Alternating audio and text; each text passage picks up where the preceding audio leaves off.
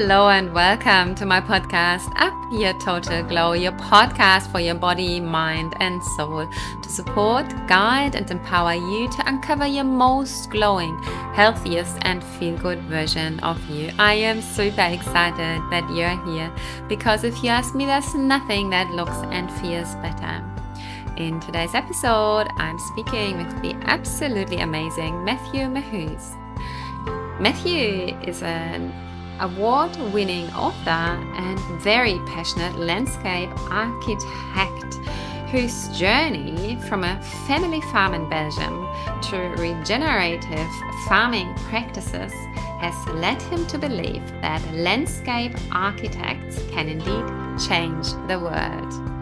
This is a beautiful interview and a must listen for anyone who wants to be empowered by green spaces, who wants to create the garden of their dreams and in doing so make themselves healthier and our beautiful world a healthier place.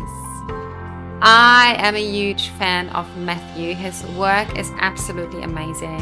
And if you are curious how your garden can make you a happier, healthier individual, then please make sure you get in touch with him. He's got an amazing master class that you can choose to join, which is online, and he has other amazing projects. So make sure you don't miss out and get in touch with the amazing Matthieu. Here's the interview. Please enjoy.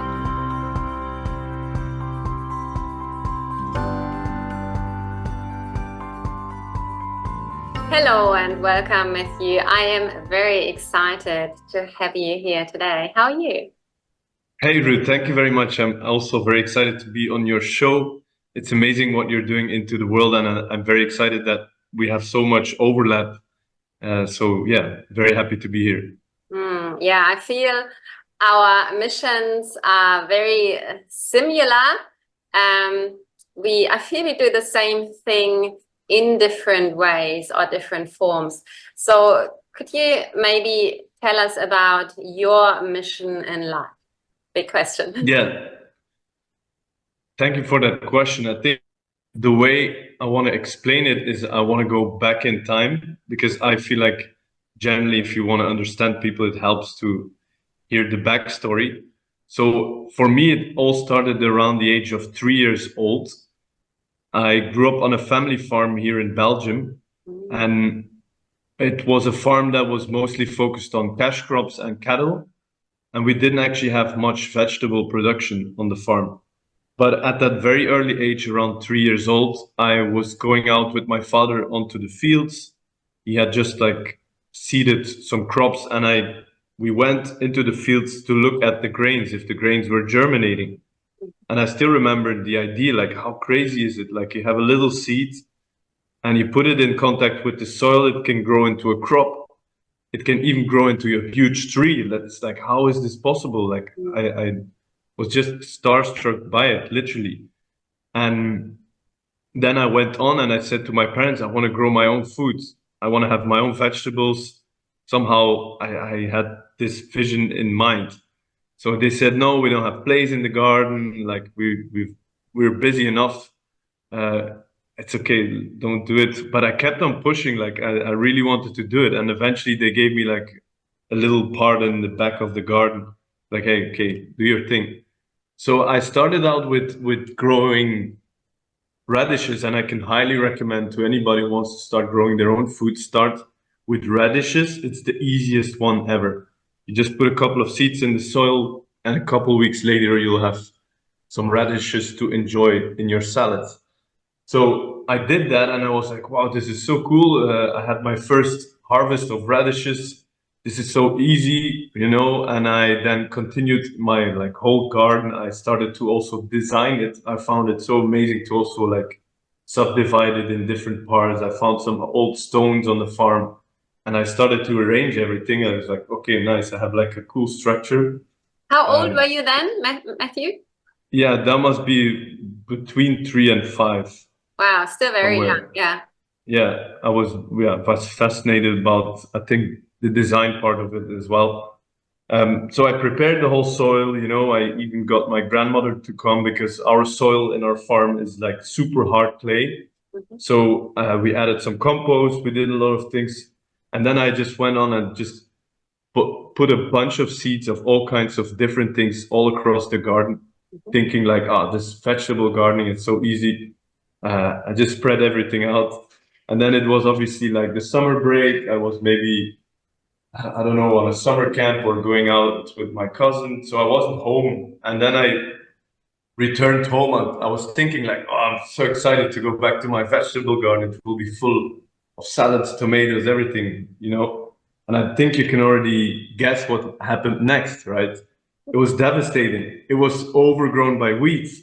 And I'm like, what is this? Like, I had my radishes and now I want to grow other stuff. Why is nature like working against me? And I think from that very moment, I always wanted to understand how things work. Like, even literally with my sisters, if they had any type of toy or something, I even remember my little sister had a small washing machine as a toy, and I had to like put it open to understand how it works. And obviously, I couldn't put it back together, but that's another story. But from that moment, I really wanted to understand how nature works, and that's actually the basis of all of my work today. It's like in my garden designs, in designing farms, designing properties, designing estates. I'm really applying the knowledge of how nature works, because if you have that knowledge on how nature works, you win a lot of time, a lot of energy, a lot of money, and you're working with nature rather than doing it against it. So that's kind of where and how everything started. And then obviously time passed. I wanted to study something practical. I studied landscape architecture in Belgium. I went on to do a master's in Germany. I learned how to do it like the proper German way, very like bureaucratic and very like structured, which was good for me. But then I found myself like stuck in a 9 to 5 job in Germany, and I really got depressed. It's like, fuck, I want to do something big in the world, but now I'm like just doing like bureaucratic things for governments, and still I learned a lot because it's good to do it in the proper way. And then I quit my job after like 3 years, and I traveled the world. I said, okay, I just want to go and see what projects are happening in the whole world that are in harmony with nature, that are about ecotourism, regenerative farming, organic farming. I volunteered at a lot of places, so I really soaked in a lot of knowledge of good practices. And then I went on to work in Saudi Arabia in another country, started freelancing, and eventually started my own business in this space of helping people to achieve their dream for their property, for their garden, and do it in a way that is in harmony with nature. Because as it turns out, it's just way more effective than trying to do it in a different way. Of course. And this is what I'm all about with, you know, the microcosm that is us. Like, I am a huge fan of Ayurveda.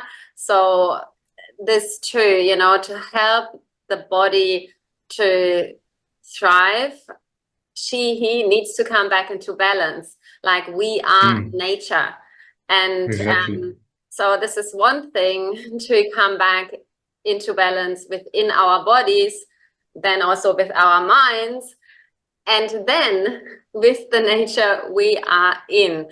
And I feel, unfortunately, our lives are really working against this. So we are getting busier and more automated, and more away from living in line with nature. And the more we do that, I feel the unhealthier and unhappier we become. Can you relate to this? Yes, totally. There's a couple of things I want to explain in that realm. That what really struck my mind is what you said is that we are directly connected to nature, or we are actually part of the whole organism called planet Earth. And the way that we can actually prove that is that how it turns out is that our personal health is directly linked to the health of the soil of our planet. So looking at how we treat the soils in most parts of the world, it's pretty devastating. We're using lots of chemicals. You've probably heard of Roundup and glyphosate, which is killing the soil.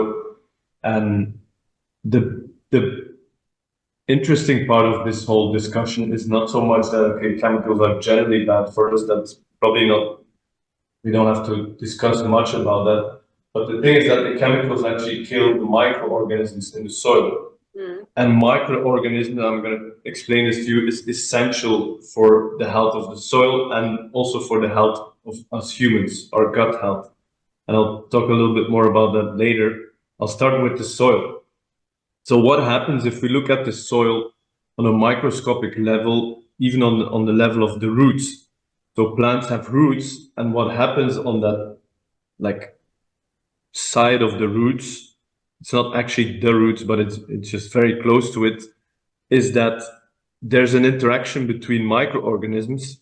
So what and the roots and minerals. So what microorganisms do is they take minerals that are in the soil and that the roots cannot take up. So they are in the soil, and most soils in the world have a lot of minerals, unless you have like very sandy soil, but still there's ways to overcome that. But what the microorganisms do is they take that minerals, change it a little bit, and then it becomes available for the roots to absorb it. And in exchange, the roots give sugar to the microorganisms. So it's a beautiful symbiosis between the plant and the microorganisms and how the soil actually lives and interacts. And now the mind-blowing thing is that our gut works exactly the same way, just in inside out. So we can really compare our own gut with the roots of plants, just put inside out. So it's the same in our gut, even so that the types of microorganisms that are in the soil are very similar, sometimes the same as the ones that are in our gut, because it's the exact same thing with how we absorb our food. So meaning that even if you like take care of your diet, you eat a lot of greens, you focus on healthy meats, whatever, if you don't have the microorganisms in your gut, the food, you won't even absorb it. So it's so essential to both treat our soils in a really good way, and to then eventually it ripples down to our own stomach, to our own personal health.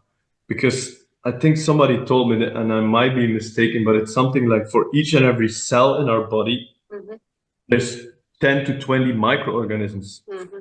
To imagine how many there can be. And this is obviously for somebody that's healthy.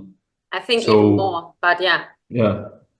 It's pretty mind-blowing when you get into it. Absolutely mind-blowing. So the question is, who is really having the power here? Is it us or is it the microorganisms? Obviously, it's not about the power, but I mean, like, who is driving us? Are we driving the world, or are we being driven?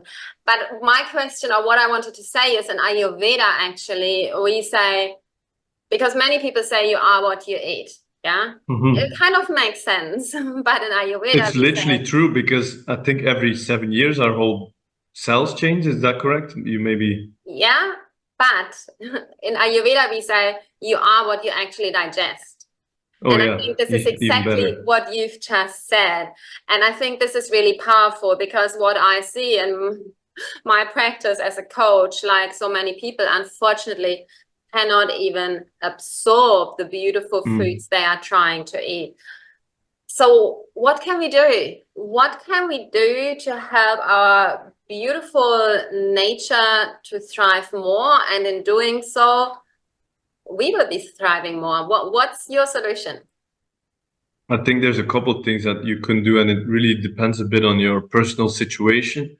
But I think if you have any type of space in your house, even if it's a community garden, or even if you like live in an apartment, if you could start gardening. I think gardening has one of the most beneficial effects on our human health. I even recently I was in Costa Rica in one of the blue zones. So there's a couple of blue zones in our planet, and blue zones are like the areas where people live the longest by far. Like it's something exceptional. I think it's in Bali, in Japan, there's an area. So there's a couple of these exceptional places. And as it turns out, what is essential in these communities is that all the people are gardening to a very, it's like part of their culture, and they do it for a very long time. Because when you garden, there's a couple of things. You, first of all, you're doing physical exercise and you're doing it regularly. It's not just like, oh, I'm going to go to the gym every now and then. Like when you garden, you kind of have to commit to taking care of your garden. And we can talk about that more in later, that it doesn't have to be like a burden. It doesn't have to be something that you have like, oh shit, I have to work in my garden. No, you can actually enjoy it, but you have to do it in a way, again, that is in harmony with nature. So, but then you're doing physical work, you're also mentally, it's something amazing, because I had somebody told me like, whenever you have like problems in your life, go outside and work in your garden and you'll find some answers. You find something to work with.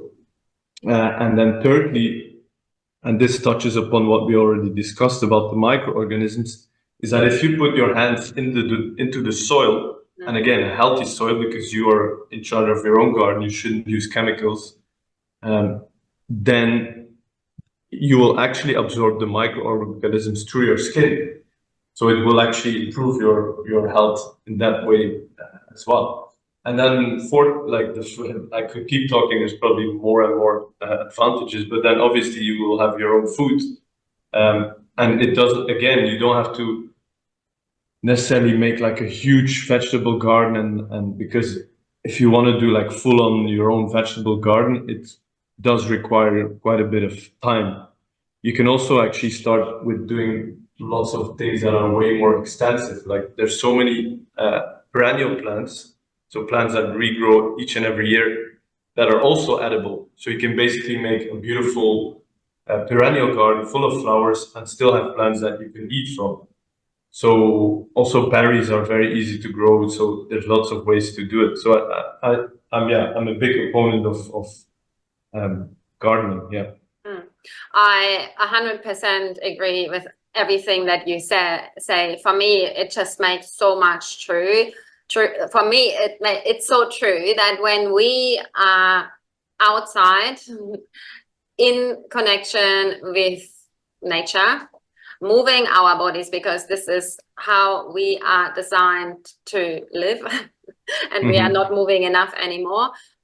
This also means we are breathing better. And then if we are putting on top of this our hands into the soil, yeah, of course, this is like your secret to becoming a healthier, happier version of you. I love this. So I've got a couple of questions. One, what about Perth, Western Australia, where, you know, like we are pretty close to the desert. Our soil is very sandy, apparently, yeah, not so nutrient rich. I am sure there's a lot we can do, but I would love to hear your professional opinion and guidance around this. And secondly, what's your opinion around weeds? Because so I believe that there are edible weeds, and that this is another great way to potentially, go about helping our world to become a greener, happier place without, you know, doing more damage. I don't know. I'm a layman's person. That would just make sense to me. I don't think nature makes ever any mistakes. That's my personal opinion.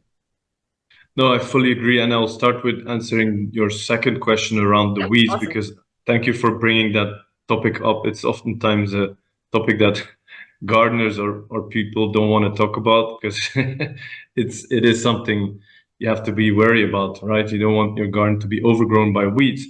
But again, now looking at what weeds actually are, and trying to understand why nature is actually providing weeds, because in nature, like you said, there's no mistakes. It all happens for a certain reason. And as it turns out, what weeds are actually the very first plants that come to restore the health of the soil. Because what we often do in farming and also in gardening is we disturb the whole soil. Yeah. Now, looking into gardening, look into nature. Where do you ever see situations where the soil is completely turned around? It hardly ever happens. Like only when there's like a landslide, maybe when there's a wildfire, and even if there is a wildfire, the soil is not completely disturbed. Plants will be able to regrow. So it's already kind of a weird situation that we created as a gardener to completely turn around the soil. So this is one of the first things that I also teach in actually in my online masterclass as well, that you should not turn the soil around completely. If you work your garden, try and minimize the impact on the soil, because each time that you turn around the soil, you're kind of awakening the weeds. You're awakening nature to say, "Oh, this soil is disturbed. Let's bring in the weeds." And weeds is actually a nasty word. What it actually are is annual herbs in a way. So the function of weeds is that what they will do, and they only live very shortly. So if you would like have a bare soil, and the first year it gets full of weeds, it's actually the weeds get certain nutrients into the soil that are very deep. They will make it available in the top layer, so that other plants can actually benefit from it. So that we move away from the weeds to more like perennials, then to more grassland. Eventually, depending on the climates you are in, like in Perth, it's more it's drier. So if you don't do anything, it will actually turn into desert. So in these climates of the world, grazing animals are actually very important for maintaining the climate or maintaining the environment, but that's another discussion we could have. Generally, when you're a gardener, you have to tend your garden. Now, this is to answer the part of the weeds. So I hope this is more understandable for you, that weeds come for a certain reason. It's even so like, do you have dandelions in your part of the world? Or do you know what dandelions are? Yeah. It's kind of like, for some gardeners, it's a nightmare. Yeah. Because once they establish, they really are very hard to get away of. But the amazing part about this plant is that they have like super deep roots that go up to 4 or 5 meters into the soil, and they will actually take minerals from the depth of the soil and make it available in the top layer, so that plants that will follow will actually benefit from it. So what I recommend to people to do when they have like a lot of dandelions, you can still like pluck them out, but keep the leaves at place, because it will digest and it will improve the soil. And actually this plant will keep doing it until the soil has improved its health, and then it will disappear. That's so cool. I love this. So cool. Nature doesn't make any mistakes, right? Awesome. No, exactly. And then to answer your question about the harsher climate you're in, I think it's really important to look at water management, because I presume, and I would have to do a little bit more research, but you probably still get a decent amount of rain. So it's really about when it rains, capture the water. And as a first thing, capturing the water, you might think like, I need to put a big container or something so that I can use the water later. And that's definitely a good thing to do. But harvesting, and this is like a principle of planting or harvesting water in your garden, and it all boils down to improving the health of the soil once again. Because if you can create a healthy soil, the soil will start to function as a sponge. Now, if you have a sponge, you put it under your, like you can test it out after the podcast. If you have a sponge and you put it under your sink, what first happens is that it can absorb a lot of water. And also when it then is fully saturated with water, it will drain the water. So this is the kind of capacity that we want to have in our soil. And that actually means that if you then go into a drier period, even if it's a couple of months, the soil will stay humid. It will not dry out as fast. So that's really essential. And ways to do that is really to either start making your own compost, because compost is like, yeah, it's so potent in creating microbiology, in improving the health of the soil, in adding nutrients, and making nutrients available for the plants, that this is something really important to do. So yeah, I would mostly focus on improving the health of the soil, and if it rains, that you find ways to actually capture it or keep it on your property. There's other ways that are more design related to do that as well. And then probably on top of that, you might consider having a certain irrigation system for like the really worst days of the dry spells. Yeah. So how do we make our own compost, and what then, like, where do we put it? Really talk us through this. Yeah, though, so I think it will be hard to actually explain it in full in a podcast, because composting it requires a little bit of more knowledge and deeper understanding. But what I would recommend for people that are like, I don't have the time or I don't have the space, Yeah, is to look for organic and or regenerative farmers in your area. yeah, Because oftentimes they know all of this knowledge and they have good compost, and you can buy some compost of them and use it in your own garden. And then this is like the short-term solution. Then also on a longer term, what you should start doing is just keeping your food scraps and other green waste, and adding some either brown materials like leaves, wood chips, and finding a good balance. And you need to start, that's why it needs a little bit more explanation, but you need a good balance between green materials, which is nitrogen, and brown materials, which is carbon. So you need a good balance, and you kind of need more carbon than nitrogen generally. So what you should then do is just find an area in your garden that you can make a pile, and you can actually leave it there for a couple of years. Because if, again, you let nature do its thing and you let it digest naturally, just make sure it doesn't like completely dry out, then the compost that you will have created in your garden will be very adapted to your local climate, to your local situation. of course. So yeah. doing it more on the longer term while you get some compost from other farmers is probably the best way to do it.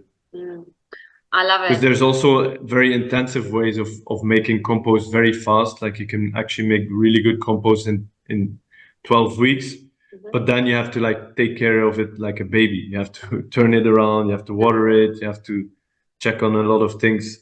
So yeah, you can also do that. It really depends a bit on the size of your project, your garden, and your time that you have available.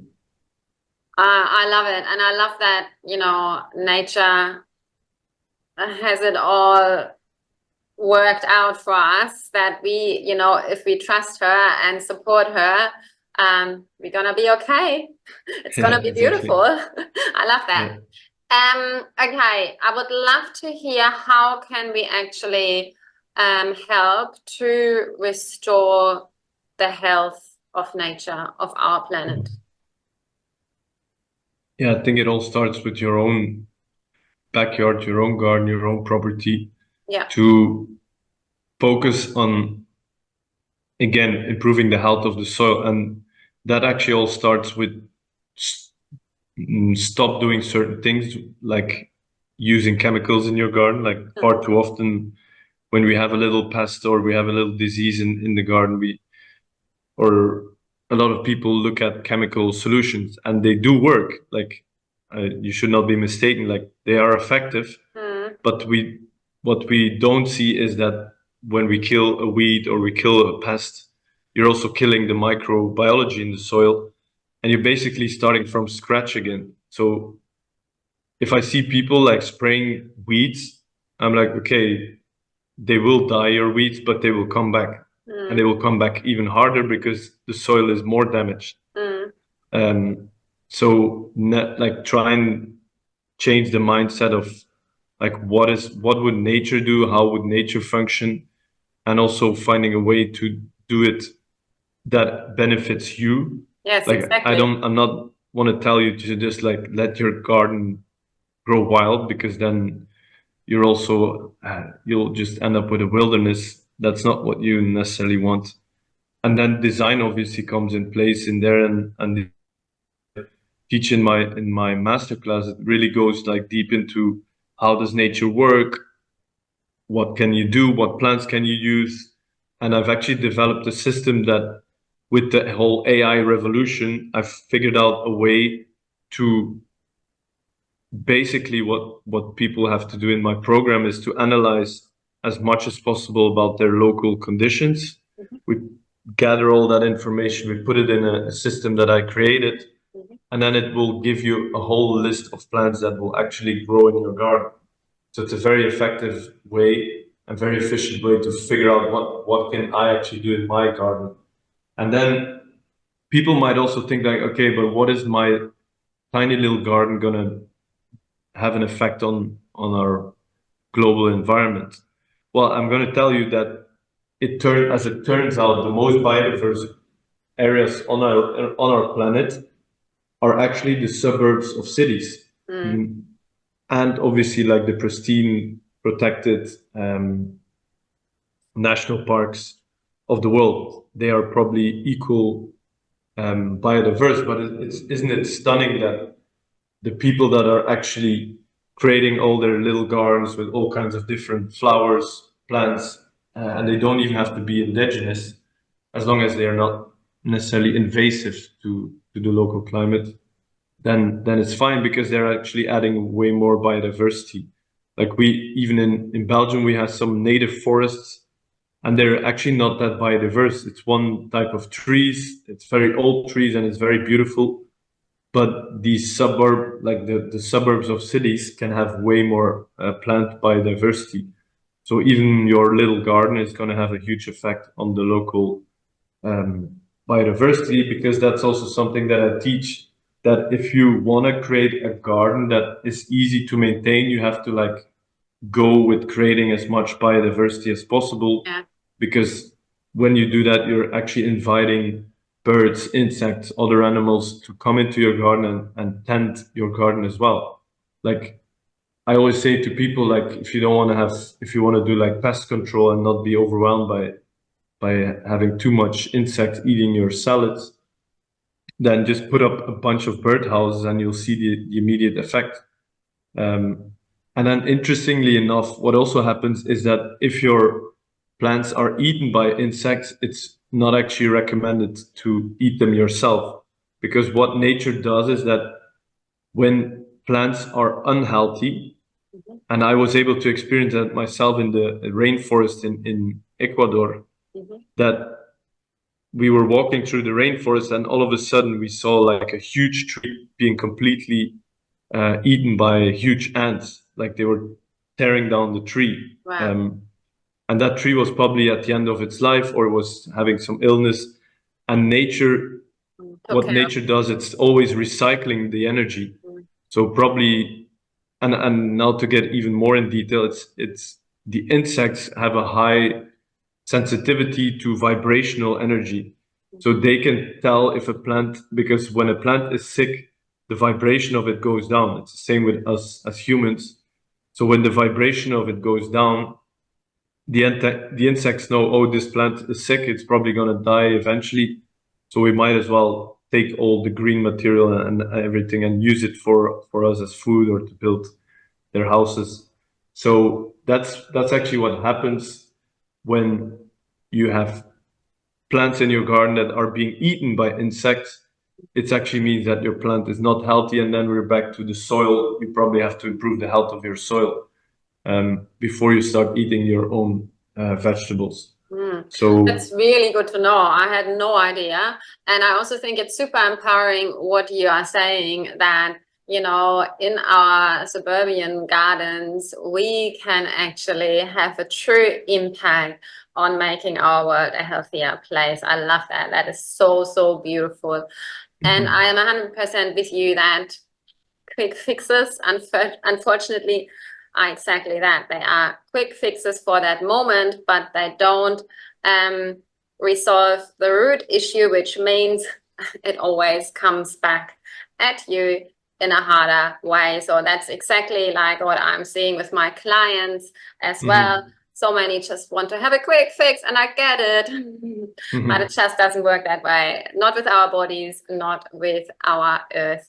I could talk to you forever. I think you're absolutely amazing. How can we access your amazing online mastermind program you were talking about? Yes, I just want to add one more thing before we add, because I wanted to answer the question in two ways. So you can do a lot of things on your own, but obviously most of our landmass on our planet is actually used in agriculture. So the way you actually eat or the way you decide your groceries is also going to have a huge impact on our environment.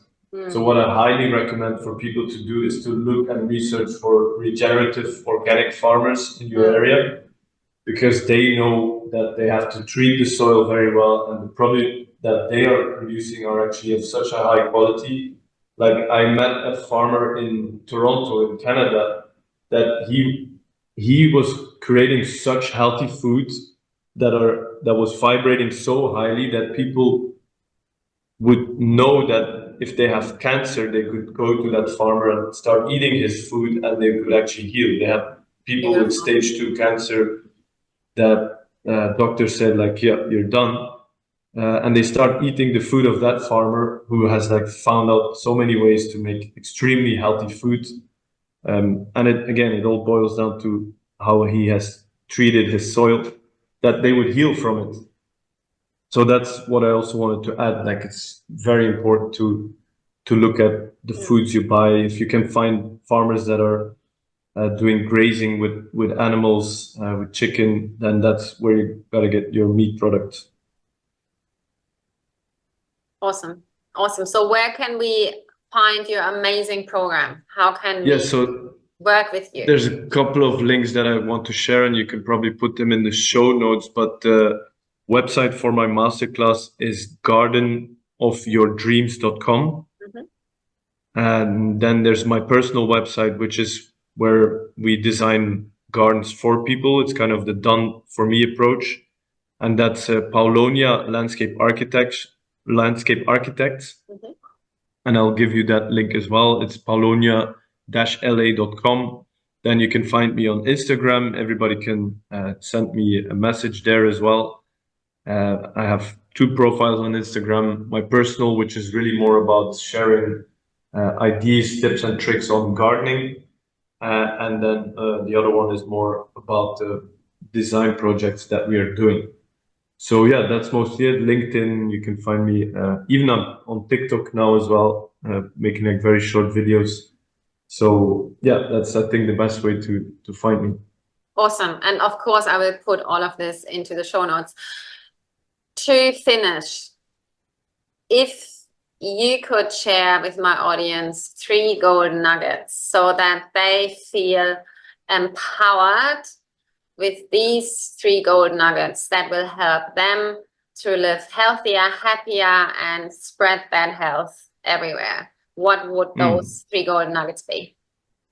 Yeah, I think a first like nugget that is very easy and direct to do, you don't have to like wait for it, is to go out into nature, go for a walk into nature, because nature has that, all the microorganisms, all the things that we talked about. So you will have an immediate effect on your mood, on your health, on everything if you go out into pristine forests. That's an important one. And I think start your gardening journey, even if it's small, even if you want to start step by step. I didn't mention, but also on my website, you can find some free information of like easy tips and tricks of how to start gardening and some tools you can use in your garden. So that I would recommend. And then thirdly is really try and investigate like what are you eating and where is it coming from? And is there a way that even if it's just once a month, once a week, I can go out to a farmer and see a farm that how they're actually growing the food and connect with the farmers? It can be an amazing family getaway to start learning more about that.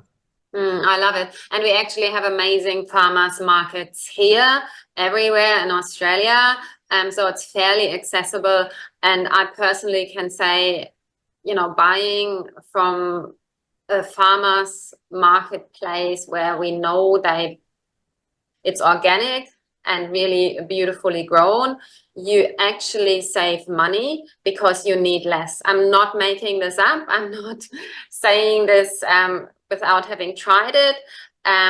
Just really eating pure, beautifully grown food makes you full for longer. It's just amazing. It's true. So you are amazing. I'm really grateful for what you do. I love that you are helping to make our world a healthier, happier place, one beautiful garden at a time. Thank you so much. Well, thank you, Ruth. It's been a joy to talk about this, and it's amazing the work you're doing in the world as well. Yeah, I think we're in the same business in a different way. Yeah, it's not so different after all, eh? But it's amazing. No. Yeah, I love it. Okay, take care, my friend. Yes, thank you.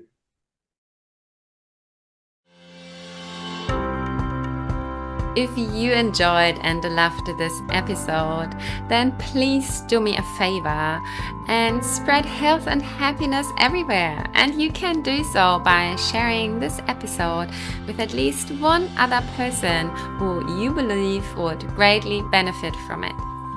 Because I know that you were born to live your best life and feel absolutely amazing in your precious body, your brilliant mind, and your boundless soul.